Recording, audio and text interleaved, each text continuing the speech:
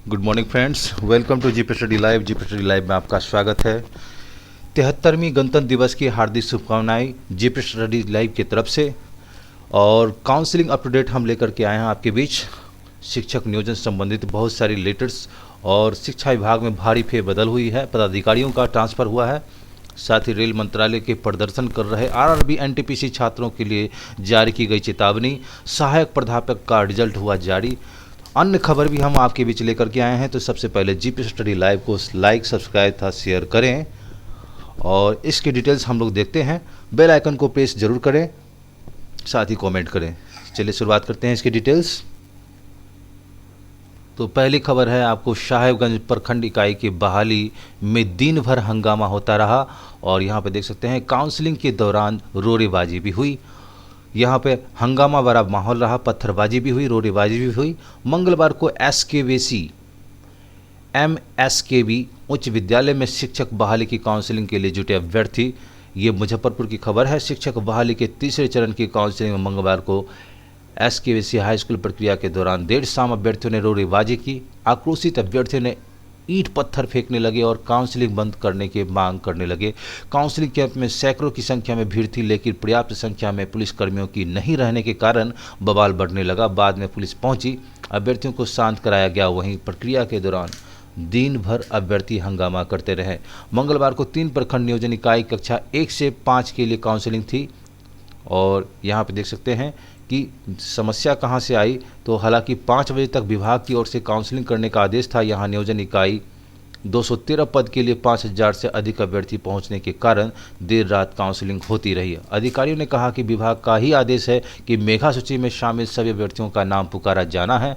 साहेबगंज में 5000 से अधिक अभ्यर्थियों ने फॉर्म भरा था।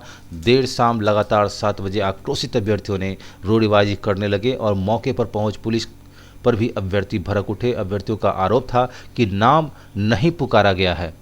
तो देख सकते हैं कि वहाँ अभ्यर्थियों की संख्या अधिक थी और नाम नहीं पुकारा जा रहा था। बीसी कोटी में नाम नहीं पुकारे जाने पर अभ्यर्थियों ने हंगामा शुरू कर दी। बीसी कोटी के चलते चल रही काउंसलिंग के दौरान अभ्यर्थियों ने हंगामा किया। आधे से अधिक पद चयन हो जाने के बाद अभ्यर्थियों ने आरोप लगाया कि कई अभ्यर्थियों के नाम नहीं पुकारा गया है। बाद में दोबारा चयनित अभ्यर्थियों का नाम दिखाया गया और दोबारा इस कोटी में सभी अभ्यर्थियों के नाम बुलाए गए। इधर जो है आपको मरवाड़ी हाई स्कूल में जिला स्कूल कैंप के नाम नहीं पुकारे जाने के आरोप में लगाते हुए अभ्यर्थियों ने हंगामा किया। हालांकि इस दौरान जगह सकरा और बोचहा इकाई में चयन का नाम पूरा कर लिया गया। नेक्स्ट हम लोग डिटेल्स देखते हैं। अगली खबर है कि बहाली के दौर में यूपी आगे और बिहार के अभ्यर्थी रहे पीछे। मुजफ्फरपुर मेगा सूची में 1 नंबर पर आपको यूपी के अभ्यर्थी आगे रहें। इसमें जो है आपको आजमगढ़ के अभ्यर्थी 2 पर और बाराबंकी के अभ्यर्थी 1, 2, 3, 4 नहीं बल्कि इसकी लंबी सूची थी। तो ये विद्यार्थी जो है अभ्यर्थी कहाँ से पहुँचे हुए थे, तो आजमगढ़ के अभ्यर्थी थे और 1, 2, 3, 4 नहीं बल्कि इसकी लंबी सूची थी। तो इस प्रकार से आप देख सकते हैं कि बिहार के अभ्यर्थी पीछे रह गए और यूपी के अभ्यर्थी आगे रह गए शिक्षक काउंसलिंग के दौरान। तो सामान्य से लेकर अलग अलग कोटि में चयनित अभ्यर्थी यूपी के और यूपी के विभिन्न जिलों के से आए अभ्यर्थी ने मंगलवार को शिक्षक बहाली के दौरान यह देखा गया कि काउंसलिंग में अधिकतर पदों पर बाजी मार दी यूपी वालों ने। तो शिक्षक बहाली के दौर में यूपी के अभ्यर्थी आगे रहें, वहीं बिहार के अभ्यर्थी पीछे रहें। साहेबगंज प्रखंड नियोजन इकाई की कक्षा 1 से 5 की बहाली में अधिकतर पद यूपी के अभ्यर्थियों का चयन किया गया। तो देख सकते हैं यहाँ पर यूपी के अलग अलग जिलों से अभ्यर्थी काउंसलिंग में शामिल होने पहुंचे थे। काउंसलिंग के दौरान कई बार इसे लेकर अभ्यर्थियों का आक्रोश भी फूटा और कई अभ्यर्थियों ने कहा कि अपने राज्य में भी नौकरी पर हमारा हक नहीं है और बाहर से आए अभ्यर्थियों का मेगा अंक अधिक था। हाल यह है कि अनारक्षित कोटि में यूपी के अभ्यर्थियों का चयन 80% तक हुई और काउंसलिंग की प्रक्रिया के अभ्यर्थियों ने कहा कि हमारे यहाँ ऐसा कोई आदेश नहीं है, ऐसे में सूची के अनुसार अभ्यर्थियों का चयन किया गया। अगली खबर है, ये देख सकते हैं कि फर्जीवाड़ा हुआ है यहाँ पर और काउंसलिंग के दौरान जो है बिचौलियों ने हावी रहे काउंसलिंग के दौरान और फर्जीवाड़ा में 20 लोग हो चुके थे गिरफ्तार। तो शिक्षक नियोजन में टोकन का खेल शुरू हुआ था। यहाँ पर केशव को पुकारा तो सुभाष की हुई काउंसलिंग। देखिए नाम जो पुकारा गया था केशव का, लेकिन यहाँ पर सुभाष की काउंसलिंग हो गई। सबसे बड़ी खबर यहाँ पर तीसरे चरण की शिक्षक नियोजन में व्यापक पैमाने पर गड़बड़ी की बात सामने आ रही है। बीते दिनों गड़बड़ी के आरोप में एक साथ 20 लोगों को हिरासत में लिया गया। इसके बाद भी नए तरीके से काउंसलिंग में सेटिंग का खेल चल रहा है। बिचौलियों को पूरी तरह से हावी रहे। सूत्रों का कहना है कि बेनीपट्टी की स्थिति ये है कि दूसरे जिलों के अभ्यर्थियों के नाम पर सेटिंग वाले अभ्यर्थियों ने नियोजन की तैयारी शुरू की। बिस्फी में नियोजन पर शिकायत हुई। तो बिस्फी में टोकन देकर रोस्टर की पूरी तरह से अनदेखी कर गलत तरीके से काउंसलिंग करने की शिकायत कई अभ्यर्थियों ने डीएम, प्राथमिक शिक्षा निदेशक सहित अन्य अधिकारियों की शिकायत करते हुए प्रभास कुमार, मोहन यादव, प्रभात कुमार सहित अन्य आरोप लगाया गया कि कुलहाई में सामाजिक विज्ञान, कलुआही में जो है सामाजिक विज्ञान अंग्रेजी, तो बिस्फी में गणित और अंग्रेजी विषय के लिए काउंसलिंग की रोस्टर की अनदेखी की गई। यह स्थान है कलुआही। तो दर्जनों अभ्यर्थियों की गलत तरीके से की गई है काउंसलिंग। शिकायत करने वाले अभ्यर्थियों ने बताया कि बिचौलियों ने इसके लिए अभ्यर्थियों का नाम चयन किया, दूसरे जिलों को और उसका नंबर अधिक रहा। काउंसलिंग के दौरान बक्सर के केशव के नाम की घोषणा की गई। तो तय टोकन के अनुसार उस जगह पर सुभाष काउंसलिंग गए। नालंदा के पिंटू जगह पर नंद किशोर की काउंसलिंग की गई। इसी प्रकार से अनिल कुमार के बदले मनोज कुमार, राजीव के बदले संतोष कुमार का काउंसलिंग किया गया। इस प्रकार दर्जनों अभ्यर्थी गलत तरीके से काउंसलिंग किया गया।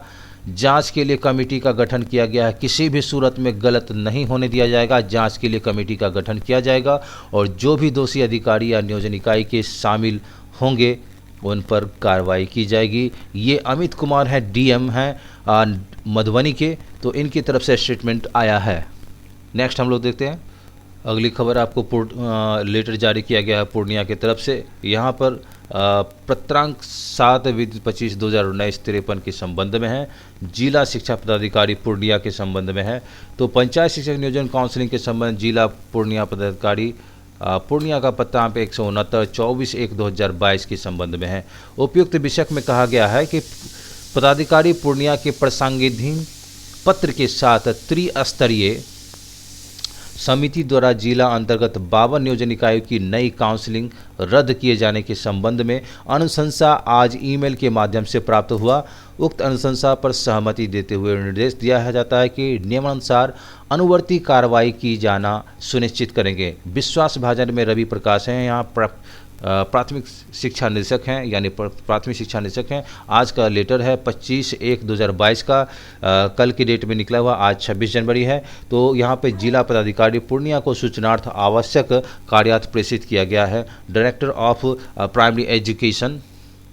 नेक्स्ट हम लोग देखते हैं क्या लेटर जारी किया गया है। उसी प्रकार से यहाँ भी लेटर जारी किया गया है। आपको नियोजित पंचायत शिक्षक अनुशंसा रद्द किए जाने के संबंधित जांच प्रतिवेदन प्रेषण के संबंध में ये निदेशक प्राथमिक शिक्षा विभाग बिहार पटना, और ये आपको यहाँ पे रद्द करते हुए ऐसा कहा गया है। देखिए शिक्षा विभाग की तरफ से लेटर जारी किया गया है। यहाँ शिक्षा विभाग के तमाम बहुत सारे अधिकारी है, यहाँ पे अधिसूचना जारी की है। 25/1/2022 की लेटर है। यहाँ पर बहुत सारे अधिकारियों का ट्रांसफ़र किया गया है। तो आप समझ सकते हैं कि इसमें थोड़ा सा लेट लतीफ़ हो सकती है। देखिए इसके कौन कौन से शिक्षा विभाग में जो है इन्हें फेरबदल किया गया है। ये लेटर जारी किया गया है शिक्षा विभाग की तरफ से। तो यहाँ पर जो लेटर जारी किया गया है इसमें 3 प्रमंडल में नए RDDE, 10 जिले में DO की तैनाती की गई है। और आपको बता दें कि शिक्षा विभाग के 2 दर्जन अधिकारी इधर से उधर किए गए हैं और 3 प्रमंडल में नए क्षेत्रीय शिक्षा उपनिदेशक और 10 जिले में नए जिला शिक्षा पदाधिकारी को तैनात किया गया है। और इस दौरान जो है आपको बिहार मुक्त विद्यालय शिक्षण एवं परीक्षा बोर्ड में पदस्थापित संगीता सिन्हा को पुस्तकालय एवं सूचना केंद्र का निदेशक बनाया गया है। इनका नाम है संगीता सिन्हा। इन्हें पुस्तकालय एवं सूचना केंद्र का निदेशक बनाया गया है। बिहार शिक्षा परियोजना की परिषद में पदस्थापित सुनन्या कुमारी को पटना प्रमंडल का क्षेत्रीय शिक्षा उपनिदेशक और भोजपुर जिला शिक्षा पदाधिकारी प्रेमचंद्र को मगध प्रमंडल का क्षेत्रीय शिक्षा उपनिदेशक तथा बिहार राज्य शैक्षणिक आधारभूत संरचना विकास के निगम में महाप्रबंधक विद्यासागर सिंह को विद्यासागर सिंह को मुंगेर प्रमंडल का क्षेत्रीय शिक्षा उप निदेशक बनाए गए हैं और सीतामढ़ी जिला शिक्षा पदाधिकारी को सतीश कुमार को बिहार शिक्षा परियोजना की परिषद में पदस्थापित किया गया है। वहीं आपको बता दें कि शिक्षा विभाग के 2 दर्जन से अधिक अधिकारी जो है उनको ट्रांसफर किया गया है, इधर से उधर किया गया है। शोध एवं प्रशिक्षण उप निदेशक अहसन भोजपुर जिला शिक्षा पदाधिकारी, रवि कुमार सिंह को शोध एवं प्रशिक्षण उप निदेशक, बेगूसराय में जिला शिक्षा पदाधिकारी रजनीकांत प्रवीण, पश्चिमी चंपारण के जिला शिक्षा पदाधिकारी। तो यहाँ पर देख सकते हैं कि रवि कुमार सिंह जो हैं ये शोध एवं प्रशिक्षण उपनिदेशक थे। इन्हें बेगूसराय का जिला शिक्षा पदाधिकारी बनाया गया है रवि कुमार सिंह को। और आपको बता दें कि रजनी कुमार ये पश्चिम चंपारण के जिला पदाधिकारी बनाए गए हैं। कटिहार जिला कार्यक्रम पदाधिकारी को कामेश्वर गुप्ता कटिहार के ही जिला शिक्षा पदाधिकारी। समस्तीपुर जिला कार्यक्रम के पदाधिकारी अवधेश प्रसाद सिंह सीतामढ़ी के जिला शिक्षा पदाधिकारी। गया जिला के कार्यक्रम पदाधिकारी उपेंद्र कुमार सिंह बांका जिला के कार्यक्रम पदाधिकारी बनाया गया है इनको। और नवादा के इस प्रकार से देख सकते हैं यहाँ पर समस्तीपुर जिला कार्यक्रम पदाधिकारी शिवनाथ रजक, क्या कहते हैं शेखपुरा जिला कार्यक्रम पदाधिकारी बिमलेश कुमार चौधरी लखीसराय और जिला शिक्षा पदाधिकारी समस्तीपुर जिला के कार्यक्रम पदाधिकारी शिवनाथ रजक। इस प्रकार से बहुत सारे अधिकारियों का ट्रांसफ़र किया गया है। और यहाँ पे शिवहर जिला के कार्यक्रम पदाधिकारी दिनेश कुमार पासवान बिहार मुक्त शिक्षण एवं प्रशिक्षण बोर्ड में पदस्थापित किए गए हैं। इस प्रकार से इसके सारे डिटेल्स हैं, आप देख सकते हैं किन अधिकारियों का कहाँ फेरबदल किया गया है।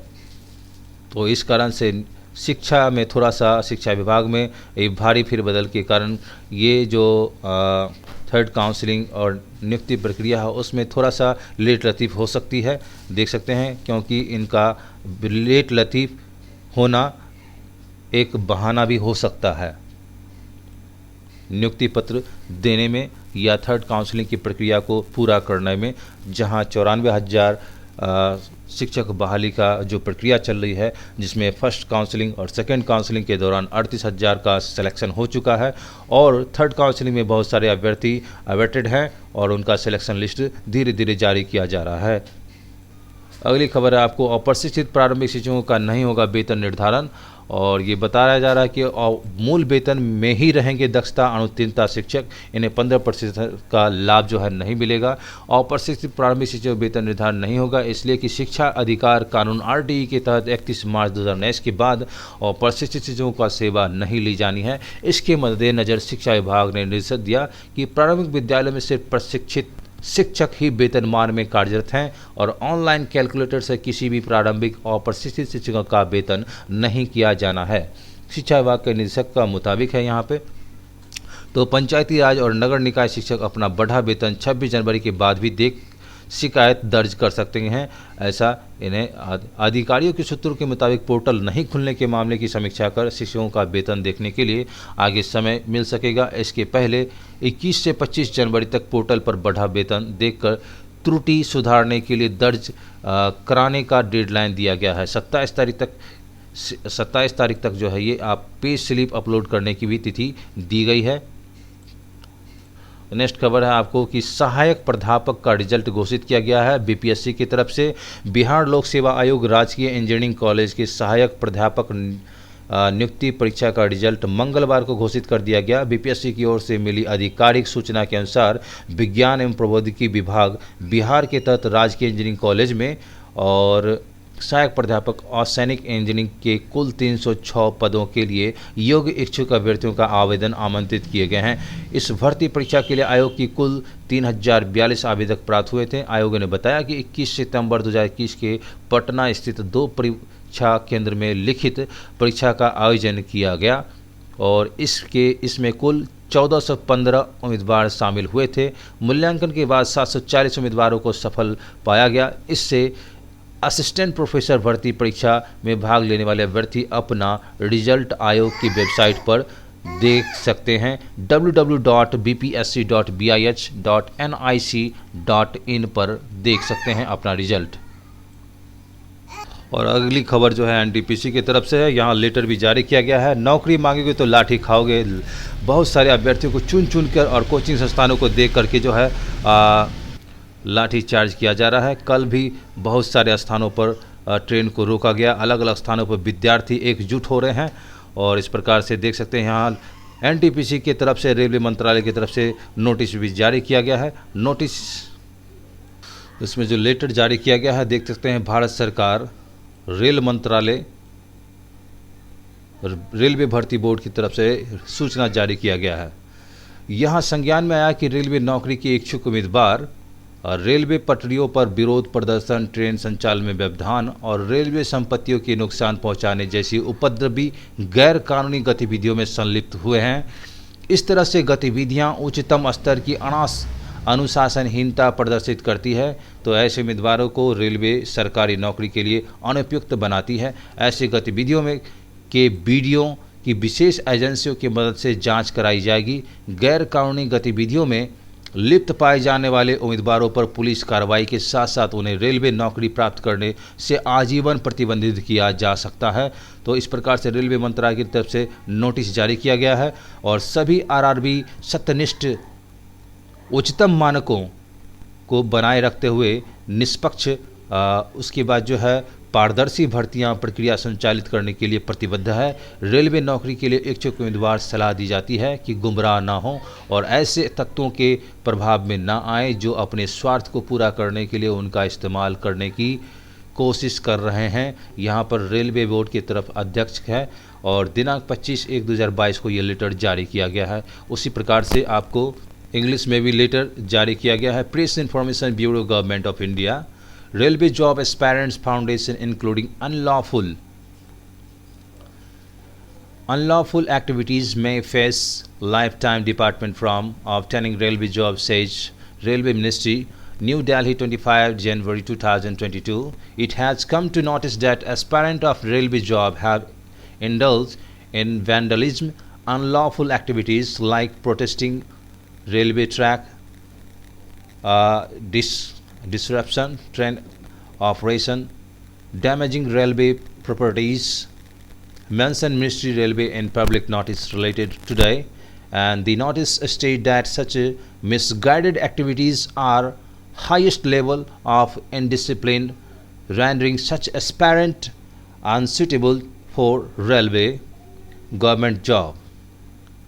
Video of such activities will be examined with the help of specialization agencies. Candidates aspirant found indulged in lawful activities will be liable for police action as well as lifetime debarment from obtaining railway job. This notice further mentioned that Railway Recruitment Board RRBs are committed to conduct a fair and transparent recruitment process, maintaining highest standards integrity. Railway job aspirant candidates are advised not to be misguided or come under the influence of such elements who are trying to use them fulfilling their own selfish ends. तो यहाँ पे देख सकते हैं कि railway की तरफ से इंग्लिश में भी यहाँ पे नोटिस जारी किया गया है। Press information bureau, government of India. ये डेटेड है 25 जनवरी 2022 को। अगली खबर, यहाँ प्रेमचंद को मगध प्रमंडल का आरडीडी बनाया गया है और अधिसूचना जारी, सुनैना पटना आरडीडी। कई जिलों में डीईओ बदले, शिक्षा सेवा के 24 अधिकारियों को सौंपा गया है नया जिम्मा। अगली खबर है, 29 जिलों में शुरू होगी शिक्षा की अनूठी योजना, कोई बच्चा पीछे नहीं रहे, माता भी छूटे नहीं, बच्चों के साथ माताएं करेंगी पढ़ाई। राज्य के 29 जिलों में और शिक्षा की अनूठी योजना की शुरू योजना का नाम है कोई बच्चा पीछे चलाए जा रहे कोई बच्चा पीछे नहीं, माता भी छूटे नहीं। ये कोटेशन है, एक लाइन है योजना की तरफ से, शिक्षा की अनूठी योजना का, कि कोई बच्चा पीछे नहीं, माता भी छूटे नहीं। इसके लिए प्रथम के साथ करार होगा। दरअसल राज्य सरकार द्वारा चलाए जा रहे महादलित, दलित एवं अल्पसंख्यक, अति पिछड़ा एवं अक्षर आंचल योजना के तहत महादलित, दलित एवं अल्पसंख्यक, अति पिछड़ा वर्ग समूह के बच्चों की शिक्षा का मजबूती प्रदान करने के लिए शिक्षा विभाग, जन शिक्षा निदेशालय तथा स्कूली शिक्षा के क्षेत्र में राष्ट्रीय अंतर्राष्ट्रीय स्तर पर काम कर रही है। प्रथम संस्था के साथ इकरारनामा हुआ है। इसके तहत प्रथम संस्था द्वारा बिहार के 9 जिलों में कार्यरत शिक्षा सेवा एवं शिक्षक सेवक तालीमी मरकज की कार्यशैली को सुदृढ़ बनाने की बात कह रही है। इन 9 जिलों में नालंदा, वैशाली, अरवल, जहानाबाद, कटिहार, किशनगंज, अररिया, पूर्णिया एवं सुपौल शामिल हैं। अगली खबर है आपको कि पहचान पत्र अब जो है मतदाता को ये सुविधा प्रदान किया जा रहा है कि डाक की तरफ से ये पहचान पत्र मिलेगा। कोलकाता की तरफ से चुनाव आया है कि चुनाव आयोग ने मतदाता सूची में शामिल नए मतदाता को अब जो है डाक के माध्यम से फोटो पहचान पत्र प्रदान की जाएगी, जिसको हम लोग EPIC कहते हैं। भेजने का निर्णय लिया गया है डाक की तरफ से, डाक के माध्यम से। तो इस कार्य की शुरुआत मंगलवार को राष्ट्रीय मतदाता दिवस पर की गई है। जानते हैं कि आप लोग 25 तारीख को यानी 25 जनवरी को राष्ट्रीय मतदाता दिवस मनाई जाती है। तो चुनाव आयोग के एक वरिष्ठ अधिकारी ने बताया कि नए मतदाताओं का पहचान पत्र एक किट भी भेजी जाएगी, उसके साथ एक किट भी भेजा जाएगा और इसमें EVM और मतदान का तरीका समेत अन्य जानकारियां भी होगी। उन्होंने कहा कि मतदाताओं को जागरूक करने के लिए आयोग करने की पहल है तहत पूरे देश में राष्ट्रीय मतदाता दिवस मनाया जाता है। NTPC की तरफ से सबसे बड़ी खबर है, जो भी अभ्यर्थी तैयारी कर रहे हैं उनके लिए देखिए बहुत हो सकता है कि जो आंदोलनकारी हैं उनके लिए ये राहत भरी खबर नहीं हो सकती है। स्नातक NTPC के रिजल्ट में नहीं होगा बदलाव, ये रेल मंत्रालय की तरफ से जारी किया गया है। स्नातक NTPC के रिजल्ट में किसी तरह का बदलाव नहीं किया जाएगा। छात्रों को परीक्षा से पूर्व सारे पैटर्न की जानकारी दे दी गई थी। इस संबंध में रेल मंत्रालय ने अतिरिक्त महानिदेशक एवं प्रवक्ता राजीव जैन ने बताया कि 2019 में जब परीक्षा से संबंधित विज्ञप्ति जारी की गई थी उस वक्त हर पॉइंट पर जानकारी उपलब्ध कराई गई थी। उन्होंने कहा कि छात्रों को परीक्षा के पूर्व ही हर तरह की आपत्ति पर सवाल उठाना चाहिए था। एक तो कोरोना के समय ही बहुत मुश्किल दौर में परीक्षा आयोजित कराई गई है, अब रिजल्ट को लेकर विरोध करना भी गलत है। अब यहाँ पे राजीव जैन है, इनका फोटो है, देख सकते हैं कि ये अतिरिक्त महानिदेशक हैं, प्रवक्ता हैं रेल मंत्रालय के। और अब बदलाव संभव नहीं। उन्होंने बताया कि उम्मीदवारों को शॉर्ट लिस्ट करने की प्रक्रिया मूल अधिसूचना यानी 28 फरवरी 2019 को प्रकाशित CEN 1 2019 के पैराग्राफ 13 में विस्तार से बताई जा चुकी है। इस रोजगार अधिसूचना में यानी नोटिफिकेशन में 13 श्रेणियों के बारे में विज्ञापन दिया गया था जो स्नातकों के लिए, इनमें से 6 पूर्व स्नातकों के लिए। इन 13 श्रेणियों में 7वें केंद्रीय वेतन आयोग के वेतन स्तरों 2, 3, 4, 5, 6 के आधार पर 5 स्कूलों में बांटा गया था। प्रत्येक श्रेणी के लिए भर्ती चरणबद्ध प्रक्रिया पहले से ही CN के पैराग्राफ 13.6 में स्पष्ट रूप से बताई जा चुकी है। प्रत्येक उम्मीदवार पात्रता के शर्तों के तहत इन सभी 13 श्रेणियों में किसी एक को चुनने के लिए स्वतंत्र थे। उन्होंने बताया कि प्रावधानों के तहत NTPC द्वितीय चरण की परीक्षा के लिए बुलाए जाने वाले उम्मीदवारों की संख्या स्वीकृत पदों की संख्या केवल 10 गुना होती है और उम्मीदवारों के हितों की रक्षा के लिए पदों की संख्या 10 गुना बुलाने के नियम को CEN 1 2019 में रिक्तियों की संख्या का 20 गुना बढ़ा दिया गया। अब जबकि सभी स्तरों पर शॉर्ट लिस्टिंग की गई है तो सुनिश्चित किया गया है तो मेधावी उम्मीदवार अवसर से वंचित ना हो। तो अगली खबर है आपको कि ग्रुप D की परीक्षा नहीं होगी कोई बदलाव। RRB ग्रुप D वैकेंसी के में उन्होंने बताया कि मूल अधिसूचना में यह अधिसूचित किया गया है कि CBT एकल और बहुचरण में आयोजित की जा सकती है और अंतिम अधिसूचना में एक एकल चरण में आयोजित किया गया है। हालांकि पिछली भर्ती में देखी गई कि कुछ अनियमितताओं के कारण RRB के अध्यक्षों की एक समिति नियुक्त की गई थी। समिति ने 2 चरणों में CBT आयोजित करने की सिफारिश की ताकि सीमित उम्मीदवारों के CBT 2 आयोजित करते समय सख्त नियंत्रण का प्रयोग किया जा सके। इसमें लगभग 1.15 करोड़ आवेदन प्राप्त हुए और सीबीटी को 100 से अधिक चरणों में कई दिनों तक लिया जाएगा।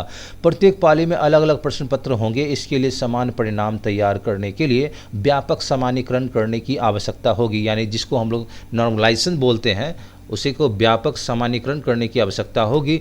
सीमित शॉर्टलिस्ट किए गए उम्मीदवारों के साथ द्वितीय चरण सीबीटी आयोजित करने से व्यापक यानी नॉर्मलाइजेशन से बचा जा सकेगा।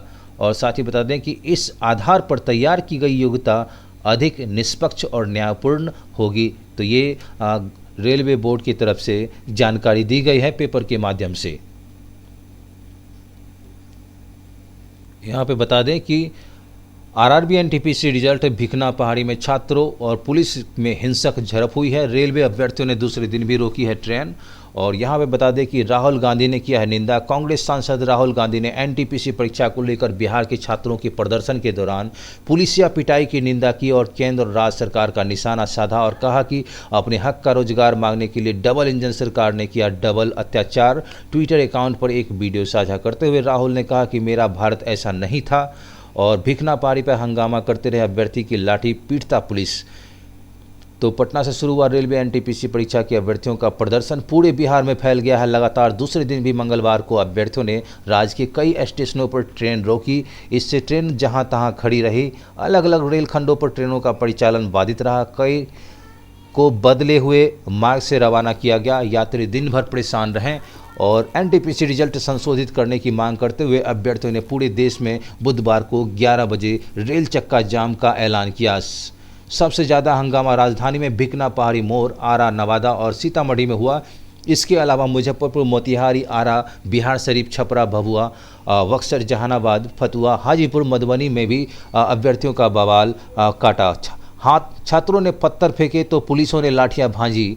और उसके बाद जो है सीतामढ़ी में डीएसपी सीओ जख्मी हुए और 2 दर्जन ट्रेन जहां तहां फंसी रहीं, 4 रद्द किए गए। आज पूरे देश में चक्का जाम का ऐलान किया गया है आंदोलनकारियों के द्वारा। तो आंदोलनकारियों ने कहा कि बुधवार को 11 बजे गणतंत्र दिवस दिन पूरे देश में रेल चक्का जाम करने की घोषणा की है। छात्र सोशल मीडिया पर सभी छात्रों से इसमें शामिल होने की अपील कर रहे हैं। छात्रों का प्रतिनिधिमंडल बुधवार को बैठक करेगा। इस ग्रुप के छात्र 28 जनवरी को भारत बंद घोषणा कर चुके हैं। परीक्षा देने पर लगेगा आजीवन प्रतिबंध। रेलवे मंत्रालय की तरफ से नोटिस भी और चेतावनी भी जारी किया गया है। यहाँ भी हुआ है बवाल। आपको बता दें कि बिहार शरीफ में श्रमजीवी एक्सप्रेस रोकी गई। सड़क पर भी किया गया प्रदर्शन। छपरा थावे रेलखंड राजापट्टी स्टेशन पर आवागमन बाधित और मशरक मोहम्मद H90 रेलवे ढाला के पास जाम कर दिया गया। हाजीपुर मुजफ्फरपुर रेलखंड के भगवानपुर स्टेशन पर पास 1 घंटे तक ट्रेनों का परिचालन बाधित रहा। भभुआ के जेपी चौक के पास सड़क जाम किया गया। यात्री जाम में फंसे रहे। बक्सर रेलवे स्टेशन पर प्रदर्शन से 5 घंटे ट्रेन का परिचालन बाधित। 150 अज्ञात पर कार्रवाई की। और उसके बाद जो है जहानाबाद और नवादा में हंगामा के चलते ट्रेन खड़ी रही। यहाँ पे बहुत सारी प्राथमिकी भी दर्ज की गई है। तो रेल विशेष आंदोलन के संबंध में ये है कि 93 लाख लोग जुड़े हुए हैं ट्विटर पर और खड़ा हो गया आंदोलन। एनटीपीसी रिजल्ट के विरोध में इंटरनेट मीडिया पर अभियान है। और रेलवे भर्ती बोर्ड आरआरबी की गैर तकनीकी लोकप्रिय श्रेणी एनटीपीसी, जिसे हम लोग कहते हैं नॉन टेक्निकल पॉपुलर कैटेगरीज जिसको बोलते हैं, एनटीपीसी परीक्षा रिजल्ट को लेकर अभ्यर्थियों का हंगामा थम नहीं रहा है। सोमवार को पटना के राजेंद्र नगर टर्मिनल से शुरू हुआ उग्र आंदोलन मंगलवार को अन्य जिलों में फैल गया। भिखना पहाड़ी के चेहरे पर मास्क लगाकर पथराव करते उपद्रवी और कुछ नहीं छुपाया। रिजल्ट में त्रुटि नहीं, भर्ती बोर्ड ने ऐसा कहा है। और बता दें कि पटना के एक शिक्षक रिजल्ट में गड़बड़ी का वीडियो यूट्यूब पर 40 लाख से अधिक लोगों ने देखा। इसकी जांच में जुटे अधिकारियों का कहना है कि सिर्फ पटना में 700 व्हाट्सएप ग्रुप चिन्हित किए गए हैं, जिसके माध्यम से छात्रों को परीक्षा और रिजल्ट की आधी अधूरी जानकारी दी गई है।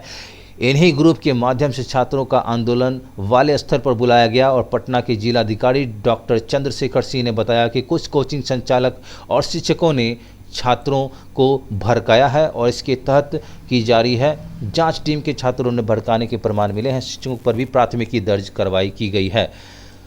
तो ये पटना से शुरू किया गया आंदोलन अब धीरे धीरे राज्य के अन्य जिलों में भी फैलता जा रहा है। साथ ही साथ ब्लॉक स्तर पर भी फैलता जा रहा है। जहाँ जहाँ रेलवे का ट्रैक गुजरा है वहाँ पर रेल रोकने की कार्रवाई की जा रही है आंदोलनकारियों के द्वारा, छात्रों के द्वारा, रेलवे अभ्यर्थियों के द्वारा। तो देख सकते हैं यहाँ पे। अगली खबर आपको मैट्रिक और इंटर के संबंध में है। तो अप्रैल मई में होगी इंटर और मैट्रिक की विशेष परीक्षा।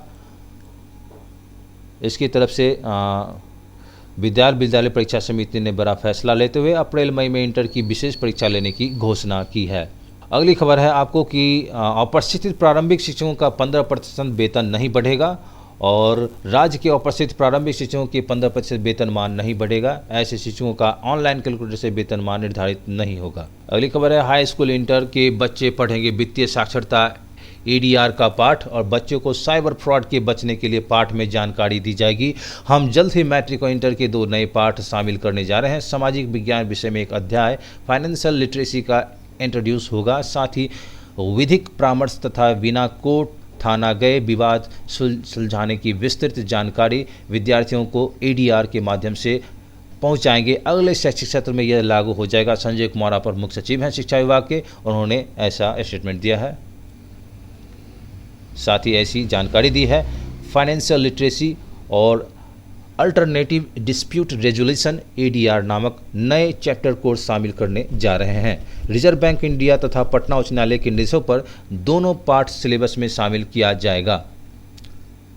अगली खबर है कि 11वीं में विलंब शुल्क के साथ पंजीयन 30 तक है और DLED फेस टू फेस का मूल्यांकन 27 से होगा। पाठ्यक्रम 20-22 प्रथम वर्ष सत्र 2019-2021 द्वितीय वर्ष सैद्धांतिक विषयों का मूल्यांकन 27 जनवरी से शुरू किया जाएगा। इसके लिए बिहार बोर्ड ने प्रधान से प्रशिक्षक और सह प्रशिक्षकों की नियुक्ति पत्र बोर्ड वेबसाइट पर जारी की है।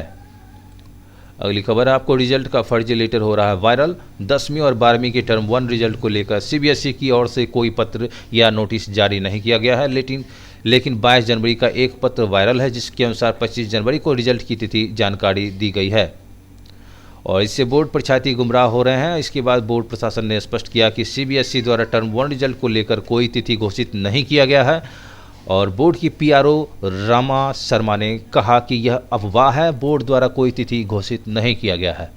ग्रुप डी की परीक्षा नहीं होगा कोई बदलाव। RRB ग्रुप डी ने वैकेंसी के बारे में उन्होंने बताया कि मूल अधिसूचना में यह अधिसूचित किया गया है कि CBT एकल या बहुचरण में आयोजित किया जा सकता है। अंतिम अधिसूचना में यह एकल चरण में आयोजित किया गया। हालांकि पिछली भर्ती में देखी गई कि कुछ अनियमितताओं के कारण RRB के अध्यक्षों की एक समिति नियुक्त की गई। समिति ने 2 चरणों में CBT का आयोजित करने की सिफारिश की ताकि समिति उम्मीदवारों का CBT आयोजित करते समय सख्त नियंत्रण का प्रयोग किया जा सके। इसमें लगभग 1,15 करोड़ आवेदन प्राप्त हुए हैं। CBT को 100 से अधिक चरणों में कई दिनों का लिया जाएगा। तो समझ सकते हैं कि आवेदन जो है कितना पड़ा है, 1.15 करोड़ यानी 1,15 लाख हो गए।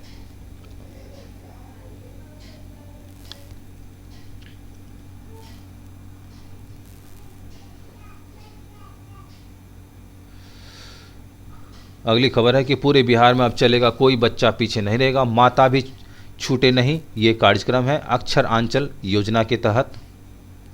फिलहाल राज्य में 9 जिलों में चल रहे कार्यक्रम। समीक्षा के बाद शिक्षा मंत्री ने शेष जिलों में लागू करने का दिया निर्देश। दलित अल्पसंख्यकों में शिक्षा की मजबूती के लिए चल रहा है कार्यक्रम। और इंटर के प्रश्न पत्रों के 10 सेट होंगे सवाल और नहीं बदलेंगे। परीक्षार्थियों की संख्या कम रहने पर 1 या 2 सेट का ही होगा वितरण। वस्तुनिष्ठ प्रश्न का उत्तर देने के लिए 1.5 घंटा का समय दिया जाएगा। तो इसी के साथ मिलते हैं अगले वीडियो में। तब तक के लिए खुश रहें, स्वस्थ रहें और 73वीं गणतंत्र दिवस की हार्दिक शुभकामना आप सबको। तो 26 जनवरी को हर्षोल्लास के साथ सभी भारतीय नागरिक और देश विदेश में रहने वाले सभी भारतीय नागरिक को हम शुभकामना देते हैं GP स्टडी लाइव की तरफ से, GP स्टडी लाइव परिवार की तरफ से। तो आप इस चैनल को लाइक, सब्सक्राइब, शेयर जरूर करें, बेल आइकन को प्रेस करके ऑल का ऑप्शन जरूर दबाएं, साथ ही कमेंट भी करें। तो मिलते हैं अगले वीडियो में किसी शिक्षक संबंधी अन्य खबर के साथ और वैकेंसीज के साथ। तो हम शिक्षक संबंधी सारे वैकेंसीज और आपकी काम की चीज़ लेकर के आते हैं इस चैनल पर। GP स्टडी लाइव को इसे दिल से स्वीकारें और इसे मोटिवेट करें इस चैनल को, ताकि आगे बढ़ सके, ग्रोथ हो सके। तो मिलते हैं अगले वीडियो में, तब तक के लिए खुश रहें, स्वस्थ रहें। जय हिंद, जय भारत।